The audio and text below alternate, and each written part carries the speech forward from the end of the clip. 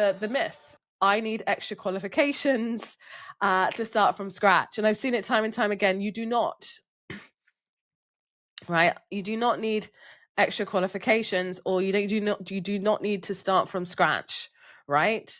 That's really crucial because qualifications, they can be hugely valuable, don't get me wrong. I'm not against qualifications, but I always caution doctors when they use it as a delay tactic to actually getting on and doing the thing, right? Unless it's something that's essential that you cannot do the work without it. Hello and welcome to today's episode of The Power Shift. So I'm going to be talking about some myths that tend to come up again and again and again with doctors. I speak to many doctors every single day, and I see the patterns, right? And the things that we tell ourselves, which really stop us from really developing really impactful, influential careers in industry that we have full autonomy over, right? So I'm going to get started with these three myths because at the end of the day, doctors are talented people. We are talented people. And there are so many, I can't even tell you. I've seen so many companies who are raising money, millions and millions and millions, with no single clinician insight in health tech, right? There's so much waste going on. And so as doctors, it's our duty to go and find those opportunities because they will not advertise for us, right? So this is your responsibility, because at the end of the day, who wins? We all win. Patients win, society win, you name it. So let's jump into some of the myths that tend to hold doctors back from doing any of this stuff or delay the journey. So number one, the biggest one that comes up again and again. So for example, I had one of my prospective fellows I had a conversation with recently who hugely qualified already, had their own private practice, also building a health tech consultancy on the side. And I said, well, how are things going? It's like, well, I'm not really sure about what I'm doing. I really want to develop more of a consulting presence in health tech and AI. And I think I just need to go and do a qualification in AI to really give myself the best chance of actually getting a job, right? So I know a number. So we've got two fellows on our program who recently went down this path. So one occupational health physician actually on the program for probably about 6 months until they actually ended up randomly, and I say randomly because it wasn't their initial intention, getting a directorship, clinical director role in an AI company.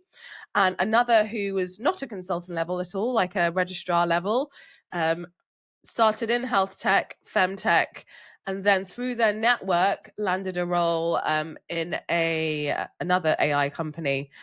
So neither of them actually got any qualifications in AI, just to be clear. So going back to the myth, I need extra qualifications to start from scratch. And I've seen it time and time again. You do not, right? You do not need extra qualifications, or you do not need to start from scratch, right? That's really crucial because qualifications, they can be hugely valuable, don't get me wrong. I'm not against qualifications, but I always caution doctors when they use it as a delay tactic to actually getting on and doing the thing, right? Unless it's something that's essential that you cannot do the work without it. And a lot of us tell ourselves that that's the case.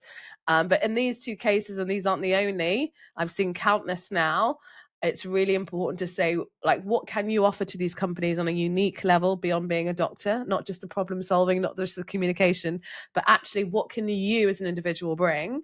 And your network. It's a network that will get you into these opportunities, which most of them will never be advertised. So don't tell yourself that you need a qualification to actually make the next move.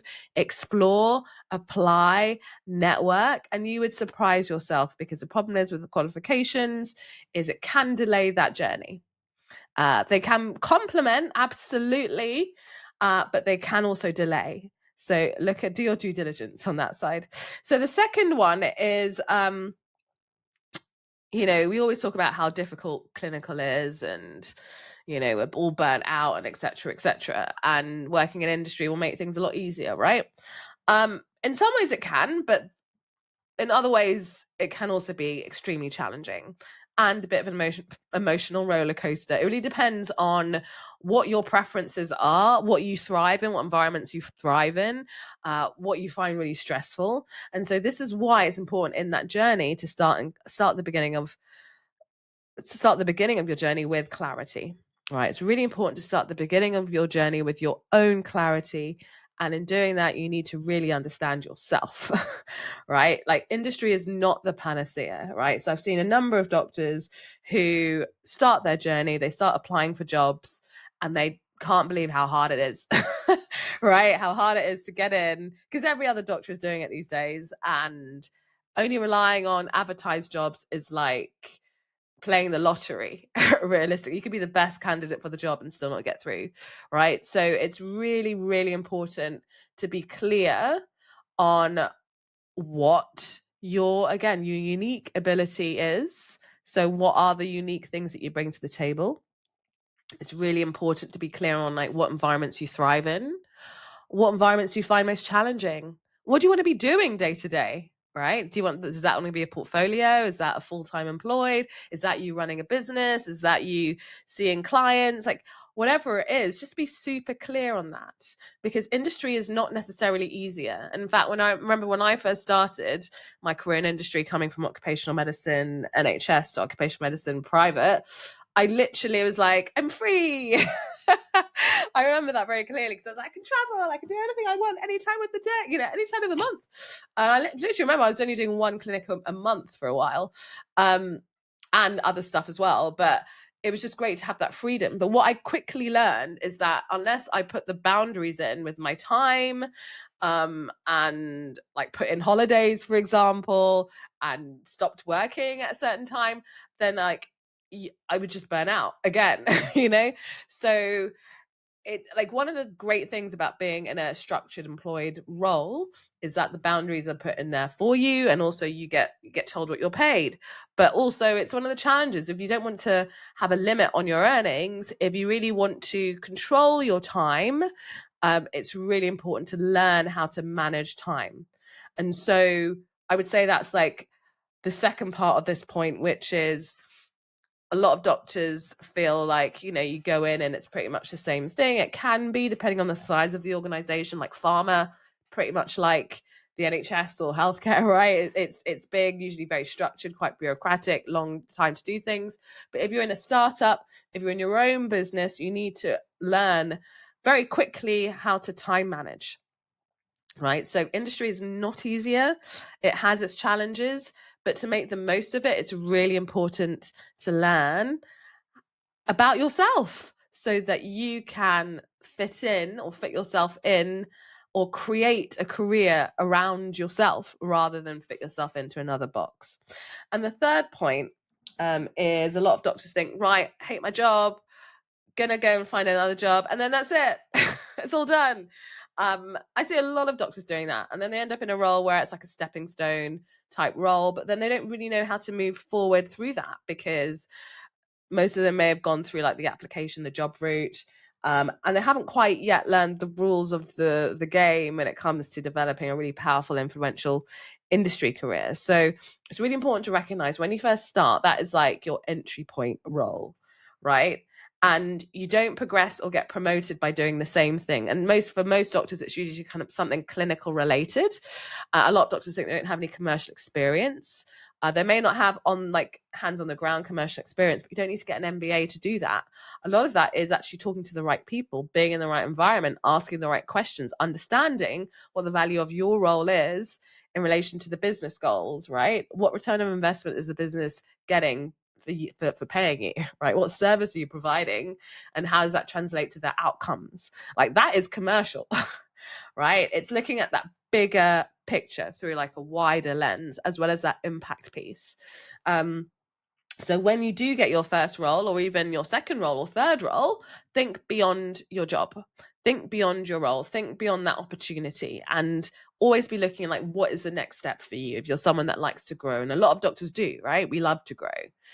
We love to be making an impact. So what is the next obvious step?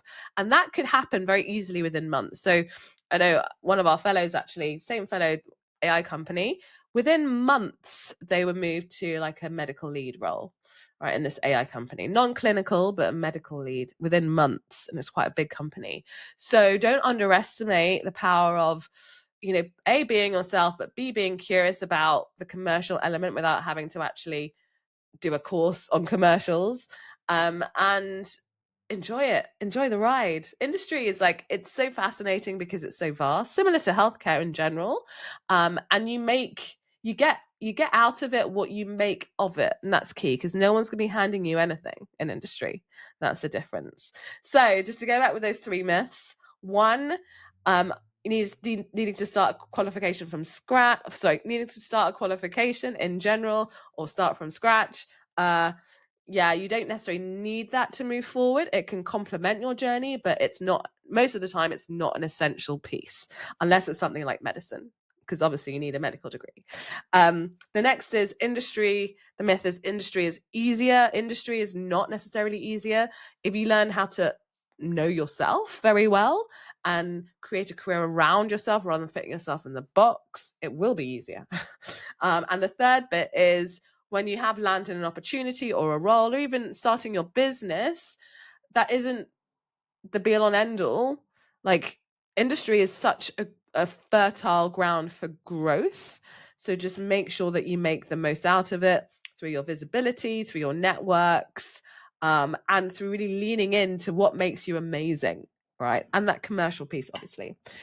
So I hope you found that episode useful. If you want to find out more about how we work with doctors in helping them to develop their industry career faster, go to doctorsinindustry.com and you'll get some more information there, and you may be able to apply, and I may see you on the other side.